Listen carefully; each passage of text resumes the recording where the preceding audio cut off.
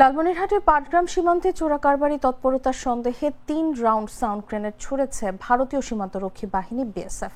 বুধবার ভোরে উপজেলার শ্রীরামপুর ইউনিয়নের পকেট সীমান্তে এই ঘটনা ঘটে। আকস্মিক বিস্ফোরণের তীব্র শব্দে সীমান্তবর্তী মানুষ আতঙ্কিত হয়ে পড়েন, যদিও হতাহতের কোনো খবর পাওয়া যায়নি।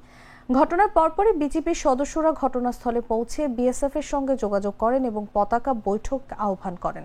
বৈঠকে বিজিবি জানায়, সীমান্তের কাছে এভাবে গ্রেনেড নিক্ষেপ সাধারণ মানুষকে আতঙ্কিত করার শামিল। তারা উভয় বাহিনীর মধ্যে সমন্বয় ও যোগাযোগ বাড়ানোর আহ্বান জানান।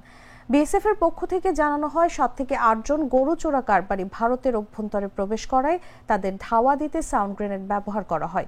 ভবিষ্যতে এ ধরনের ঘটনা এড়াতে উভয় বাহিনীর সমন্বয়ের মাধ্যমে কাজ করবে বলে বৈঠকে সম্মত হয়।